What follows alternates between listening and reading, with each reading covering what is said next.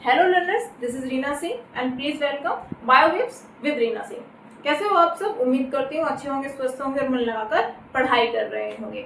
छुट्टियां जोरों पर है, सभी बच्चे अपनी छुट्टियां एंजॉय कर रहे हैं। इसी के साथ हमें पढ़ते रहना है, हमें अपनी पढ़ाई स्किप नहीं करनी है ताकि एग्जाम टाइम पे हमारे ऊपर ज्यादा बर्डन ना पड़े। आप सभी जानते हैं एनसीईआरटी क्लास 9 की बायोलॉजी के सभी चैप्टर्स हमारे ऑलमोस्ट खत्म हो चुके हैं और आज हम शुरू करने जा रहे हैं क्लास 10 की एनसीईआरटी, जिसका पहला चैप्टर है जैव प्रक्रम। जैव प्रक्रम यानी कि लाइफ प्रोसेस। अब लाइफ प्रोसेस होता क्या है, इसके बारे में पढ़ने से पहले हम लोगों ने पढ़ा था क्लास 9 में, अच्छे से याद होगा आपको, कि जब सजीव और निर्जीव में हम डिफरेंस कैसे करते हैं, हम दोनों को डिफरेंशिएट कैसे कर सकते हैं। कभी कभी हम उनकी गति के आधार पर उन्हें डिफरेंशिएट करते हैं कि सजीव जो होते हैं वो चल फिर सकते हैं एक स्थान से दूसरे स्थान तक अपने भोजन की तलाश में, अपने पर्यावरण के साथ में जो क्रियाएं हैं उनके पर्पस के, या फिर निर्जीव जो है वो चल नहीं सकते, सांस नहीं ले सकते। अलग अलग तरीके से हम उन्हें डिफरेंशिएट कर सकते हैं। अब हमने साथ में ये भी पढ़ा था कि सजीव की जो संरचनात्मक जो संरचना है उसकी, वो कुछ इस तरीके की होती है कि जो उसका शरीर होता है वो ऊतकों से मिलकर बना होता है, जो उसके अंग होते हैं वो ऊतकों से मिलकर बने होते हैं, और जो ऊतक यानी कि आपके जो टिश्यूज होते हैं, टिश्यूज सेल से मिलकर बने होते हैं। जब हम सेल की बात करते हैं तो सेल की अपनी एक आणविक संरचना होती है जिसमें टूट फूट भी होती है, कभी कभी वो डिस्ट्रॉय भी होती है। उन सब को रोकने के लिए, या फिर मैं बोल सकती हूँ कि जो कोशिकाएं होती है उनकी जो आणविक संरचना होती है, जो वो पर्यावरण के साथ धीरे धीरे कभी कभी विघटित होने लगती है, उस विघटन को रोकने के लिए, उस हानि को रोकने के लिए हमारे शरीर को ऊर्जा की जरूरत होती है। हमारा शरीर ऊर्जा लेगा, उस ऊर्जा से या फिर उस भोजन से, उस पोषण से, न्यूट्रिशन से, आप कुछ भी बोल सकते हो। उस हानि को रोकने के लिए, उस मेंटेनेंस को बरकरार रखने के लिए हमारे शरीर के अंदर कुछ ऐसी क्रियाएं होती हैं, कुछ ऐसे प्रोसेस होते हैं जिसकी वजह से जो शरीर में कोशिकाओं की टूट फूट होती है, कोशिकाओं की मरम्मत होती है, रिपेयरिंग होता है, या फिर अनुरक्षण यानी कि उसका मेंटेनेंस आप जिसे बोल सकते हो।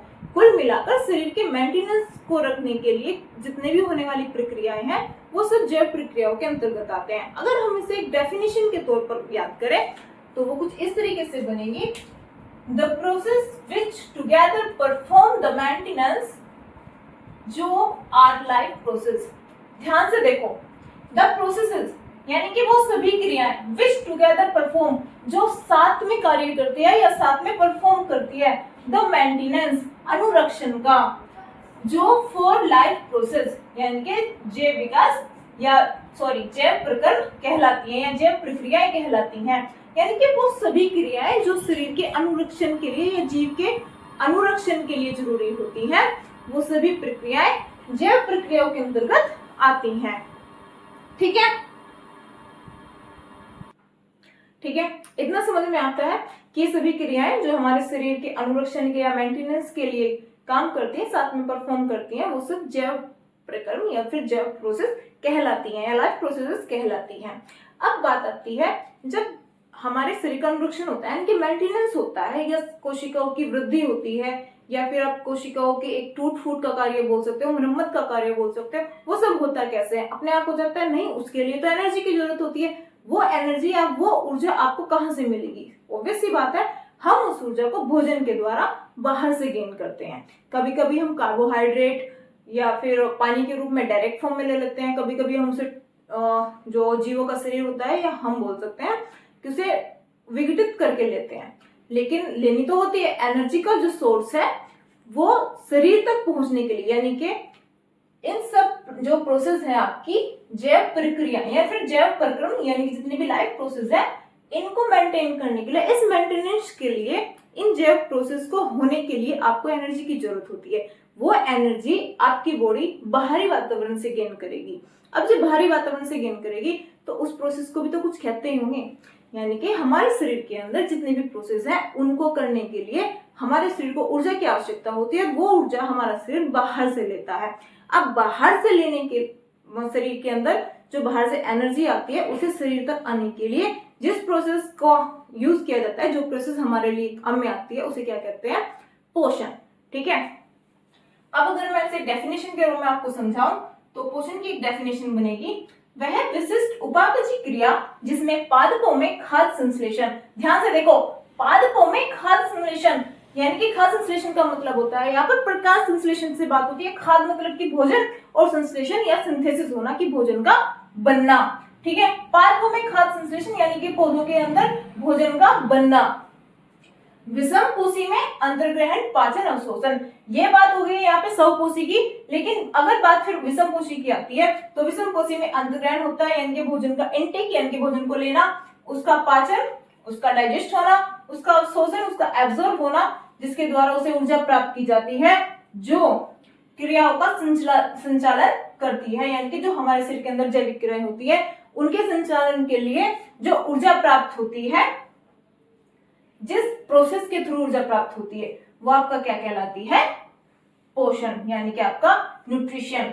वापस देखो, वह विशिष्ट उपापचयी क्रिया जिसमें पादपों में खाद्य संश्लेषण, विषमपोषी में अंतर्ग्रहण, पाचन और शोषण द्वारा ऊर्जा प्राप्त की जाती है। कौन सी ऊर्जा प्राप्त की जाती है? वो ऊर्जा प्राप्त की जाती है जो जैविक क्रियाओं के लिए जरूरी होती है या मददगार होती है, हेल्पफुल होती है।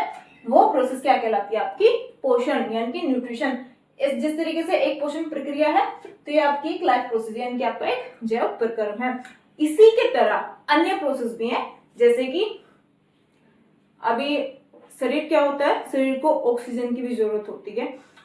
ऑक्सीजन को इंट करना, इनके शरीर को जब ऑक्सीजन की जरूरत होती है सांस लेने के लिए, तो उस ऑक्सीजन को लेना और साथ ही उसे खाद्य संश्लेषण में उसका अपघटन होना या उसका विघटित होना आपकी कौन सी प्रोसेस के अंतर्गत आएगा? श्वसन। एग्जैक्टली।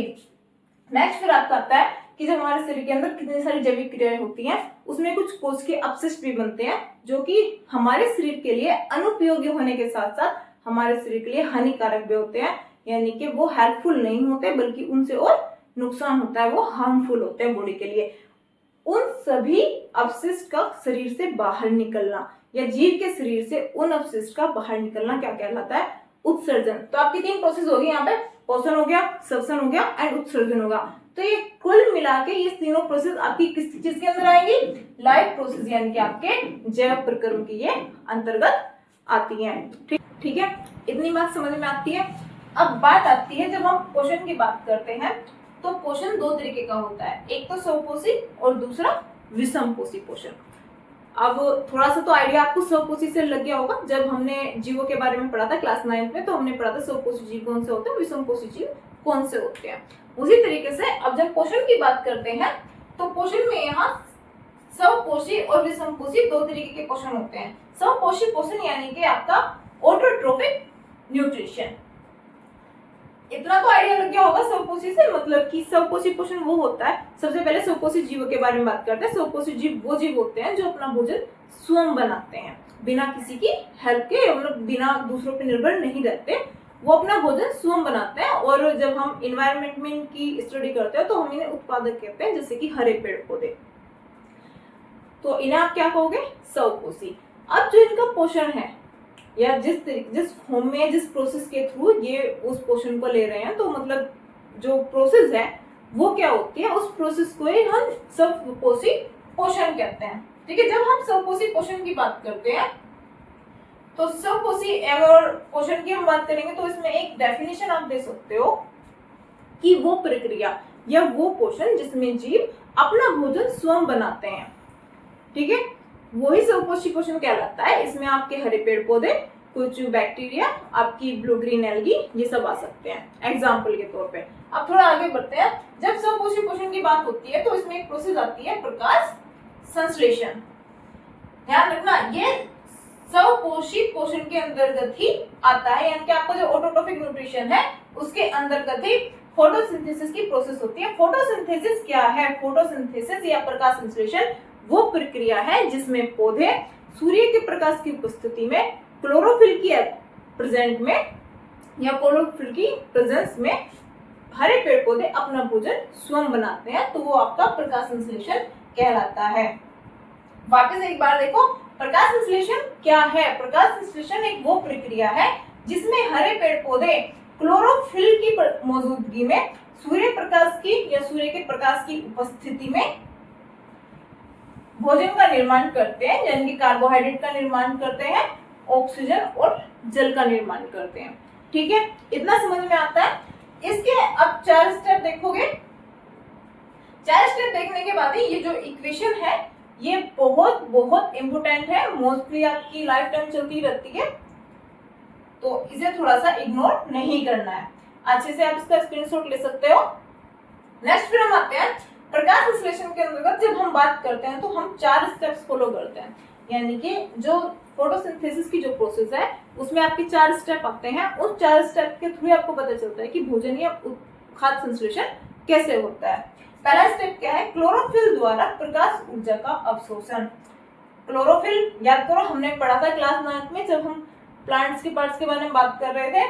तो क्लोरोफिल यानी कि आपका क्लोरोप्लास्ट, यानी कि जो पौधों की पत्तियों के अंदर हरा वर्णक मौजूद होता है वो ही क्या कहलाता है, क्लोरोफिल कहलाता है। ये क्या करता है, दिन के समय में सूर्य का जो सनलाइट होती है उसे एब्जॉर्ब करता है।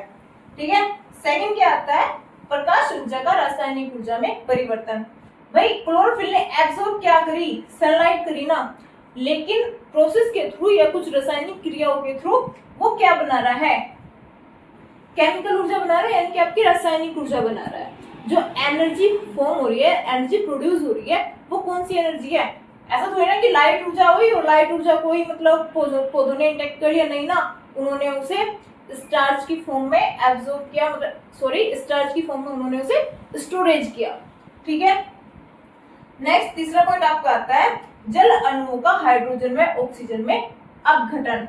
यहाँ पे देखो ये H2O यानी कि आपका जल है, इसके कितने अणु है आपके पास, 12। इसका काहे में अपघटन बता रहा है, ये ऑक्सीजन और हाइड्रोजन में। ठीक है। यानी कि जो आपके जल के अणु है वो ऑक्सीजन में अपघटित हो रहे हैं।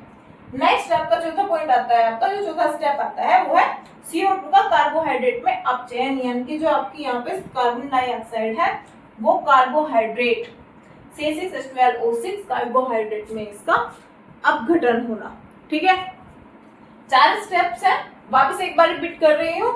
क्लोरोफिल द्वारा प्रकाश ऊर्जा का अवशोषण होना, दूसरा प्रकाश ऊर्जा का रासायनिक ऊर्जा में कन्वर्ट होना, थर्ड आपका आता है जल अणुओं का हाइड्रोजन में ऑक्सीजन अणुओं में अपघटन होना, एंड CO2 का यानी कि कार्बन डाइऑक्साइड का कार्बोहाइड्रेट में अपचयन यानी कि रिडक्शन होना। ठीक है। इतनी बात समझ में आती है। ठीक है। अब एक तरीके से जब हम प्रकाश संश्लेषण की बात करते हैं तो इसमें भी कार्बन डाइऑक्साइड होती है और जल होता है। जब पौधे अपना भोजन बनाते हैं, एक सिंपल वर्ड्स में आप समझ लो, पौधे अपना भोजन बनाते हैं, ये तो आपका मतलब एक रिटन वर्क है, आपको लिखना है, लेकिन अगर आपको अंडरस्टैंड करना है तो अंडरस्टैंड कर कुछ इस तरीके से करोगे। जब पौधे अपना भोजन बना रहे हैं या प्रकाश संश्लेषण की मदद से अपना खाद्य संश्लेषण कर रहे हैं तो कैसे करेंगे, उन्हें किस चीज की नीड होगी, CO2 यानी कि कार्बन डाइऑक्साइड की और जल की, ये दोनों चीजें मौजूद होगी। अब जब हम CO2 की बात करते हैं, CO2 कैसे आता है, मतलब ये कार्बन डाइऑक्साइड जो है वो पौधों के पास कैसे आती है, हमने क्लास 9 में स्टडी किया था, स्टोमेटा यानी कि रंध्र पौधों की सतह पर यानी कि पौधों की पत्तियों के तनों के सतह पर मौजूद वो छिद्र है जिसकी वजह से गैसों का आदान प्रदान होता है। तो उसी से ही कार्बन डाइऑक्साइड जो होती है वो पौधे लेते हैं। ठीक है। नेक्स्ट आपका आता है पानी। भाई जाइलम की प्रोसेस पढ़ी थी, वो पानी का सोखने का, जो पानी को एब्जॉर्ब करने का काम करती है वो जाइलम करते हैं। ठीक है। पानी भी आ गया। क्लोरोफिल हरित वर्णक है, यानी कि आपकी हरी पत्तियों में वो मौजूद रहेगा, सूर्य का प्रकाश सीधे सी बात है दिन में मिलेगा। ये चारों चीज जब आपके पास होगी तो यहाँ पर आपकी कार्बन डाइऑक्साइड कार्बोहाइड्रेट में कन्वर्ट हो जाएगी। कार्बोहाइड्रेट यानी कि आपका जो फूड स्टार्च होता है या मंड जिसे आप बोलते हो उसकी फॉर्म में कलेक्ट हो जाएगा। यही सेम प्रोसेस इंसान में भी होती है, लेकिन इंसान में जो एक्स्ट्रा एनर्जी होती है वो स्टार्च की फॉर्म में कलेक्ट ना होके, स्टोरेज ना होके, वो ग्लाइकोजन की फॉर्म में होती है। जब हम बात मानव शरीर की करते हैं तो हमारा शरीर में जो एनर्जी है वो ग्लाइकोजन की फॉर्म में से होगी। ठीक है। फिर बात ऑक्सीजन की आती है, अंदर पानी यानी कि आपका जल। तो जो कार्बोहाइड्रेट होता है, जरूरी नहीं है कि जितना भी कार्बोहाइड्रेट हुआ वो पौधे ने सारा का सारा यूज कर लिया, नहीं, कुछ ऐसा भी होता है जो उसका अनुपयोगी भाग होता है, जो उनकी जो पौधे का जो कार्बोहाइड्रेट का वो पार्ट है जो अभी यूज नहीं होता है, तो वो मंड की फॉर्म में या स्टार्च की फॉर्म में पौधे में कलेक्ट हो जाता है, जो उसकी बाकी प्रोसेस करने के लिए आगे फॉर्म में जाकर उसे यूज होता है। इनके एनर्जी के कुल मिलाकर एक एनर्जी का फॉर्म यूज कर लिया जाता है बाद में। ठीक है। ये तो बात इतनी प्रोसेस होगी। बाद जब हमने अभी मैंने आपको बताया रंध्र का क्या काम है, रंध्रों का क्या काम होता है, ये पौधों की पत्तियों की सतह पर मौजूद होते हैं। और अब ऐसा नहीं है कि सिर्फ पत्तियों की फेस पर ही या सरफेस पर ही ये मौजूद रहेंगे, ये आपके जो प्लांट का तना है, स्टेम है, उस पर भी मौजूद होते हैं। इनका मेन फंक्शन क्या है कि जो गैसों का आदान प्रदान होता है ये वो काम करते हैं। तो जो आपकी कार्बन डाइऑक्साइड पौधों में आती है वो कहां से आती है, रंध्रों के थ्रू। अब जब कभी, और ये चीज भी ध्यान रखना कि हमेशा ये प्रोसेस ऐसा नहीं है कि पहले ये वाली प्रोसेस हुई, फिर ये वाली प्रोसेस हुई, या फिर ये वाला स्टेप हुआ, ये वाला स्टेप हो गया, ये चारों एक फॉर्म में एक ही साथ हो गए। नहीं, हमेशा जो मरुद्भिद यानी कि आपके रेगिस्तान में उगने वाले पौधे हैं उनमें उन प्लांट्स में क्या होता है कि रात को तो वो कार्बन डाइऑक्साइड लेते हैं, वो स्टेप वहीं रुक जाता है, ठीक है। लेकिन फिर दिन में जब सनलाइट आती है तो सनलाइट एब्जॉर्ब करते हैं, फिर आगे की प्रोसेस वो तब करते हैं, और जो लास्ट प्रोडक्ट है वो तब बनाते हैं। ऐसा नहीं है कि चारों स्टेप एक ही टाइम में एक ही साथ कन्वर्ट हो गए या पूरे हो गए तो ये चारों स्टेप एक साथ हो गए, नहीं ऐसा नहीं होता। स्पेशली जो मरुद्भिद यानी कि आपके रेगिस्तान में उगने वाले पौधे होते हैं उनमें प्रोसेस नहीं होते। रात को आपका जो कार्बन डाइऑक्साइड है उसे एब्जॉर्ब करने का काम करते हैं, और दिन में वो सनलाइट की वजह से फिर फूड प्रोडक्शन करते हैं। इतना समझ में आता है। बात हम ईस्ट टोमेटा की कर रहे थे, तो जो उनका काम था वो गैसों का आदान प्रदान करना था।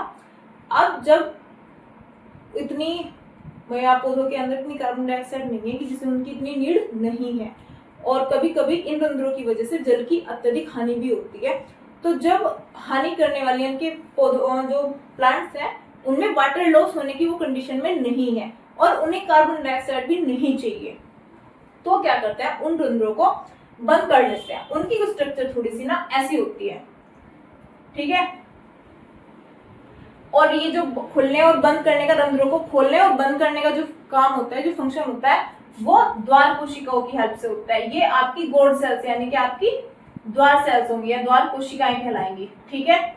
यही वो कोशिकाएं हैं जो रंध्रों को बंद करने में या खोलने में मदद करती हैं, ठीक है। कुछ ऐसी स्ट्रक्चर होती है, ये द्वार कोशिकाएं होते हैं और ये एक पूरी स्ट्रोमेटा की स्ट्रक्चर होती है। और जब इनमें पानी की अत्यधिक ज्यादा मात्रा हो जाती है तो द्वार कोशिकाएं फूल जाती हैं, और फूलने की वजह से ये रंध्र अपने आप ही खुल जाते हैं।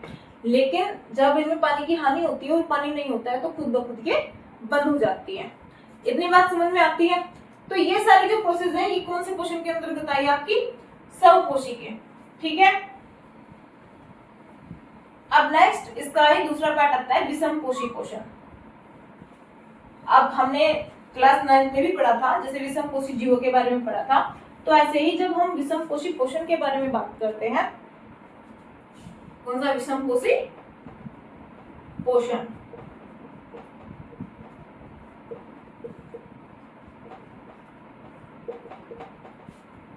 भाई दो चीजें होती हैं स्वपोषी में, कार्बोहाइड्रेट हुआ, जल हुआ, कार्बन डाइऑक्साइड हुआ, इन्हें सीधे सीधी फॉर्म में एब्जॉर्ब कर लिया, फूड प्रोडक्शन हो गया, ठीक है।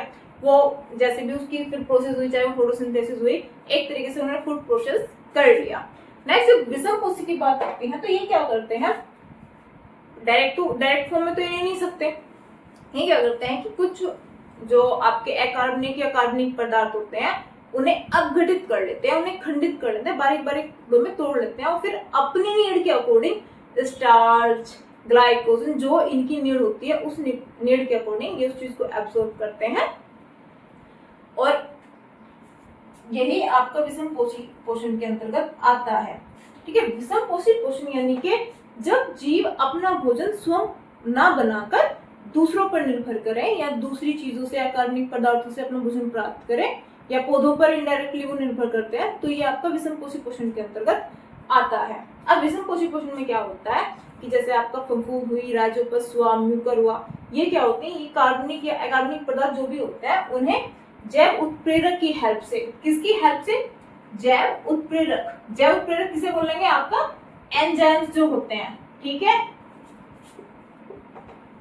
एंजाइम्स, उनकी हेल्प से ये उन्हें विघटित कर लेते हैं या फिर खंडित कर लेते हैं।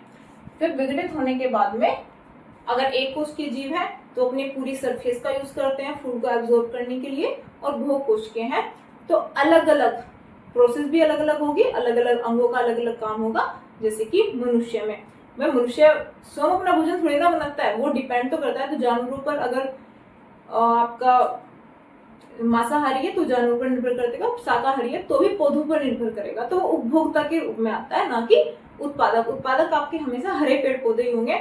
जब उपभोक्ता की बात आती है तो मनुष्य भी उसमें से एक एग्जाम्पल है। वो अपना भोजन दूसरों से प्राप्त करेगा और उसके अंग डिफरेंट अंग, मतलब अंतर्ग्रहण, पाचन, जब हम क्वेश्चन में पढ़ रहे थे तो अंतर्ग्रहण, पाचन, अवशोषण और उत्सर्जन, ये सारी प्रोसेस उसकी लाइफ प्रोसेस के रूप में आएंगी। ठीक है, तो जैव उत्प्रेरक की मदद से वो उन थोड़े छोटे में विघटित कर लेगा, विखंडित कर लेगा, फिर अपनी क्षमता के अकॉर्डिंग उस चीज को एब्जॉर्ब करेगा। तो ये सब आपका विषमपोषी के अंतर्गत आता है। नेक्स्ट आपका टॉपिक आता है मनुष्य में पाचन। ये चीज हम कल की वीडियो में पढ़ेंगे। इतना अगर आपको समझ में आता है तो प्लीज मुझे सपोर्ट करने के लिए मेरे चैनल को सब्सक्राइब करें, लाइक करें और ज्यादा से ज्यादा शेयर करें। अगर आपको आपके सजेशंस या वीडियो में कहीं कुछ कमी दिखाई देती है, अपने सजेशन प्लीज कमेंट बॉक्स में जरूर लिखें। ठीक है, और ऐसे ही मन लगाकर पढ़ाई करते रहिए। जो चीज समझ नहीं आती है उसे प्लीज कमेंट बॉक्स में लिखकर जरूर बताएं। Thank you.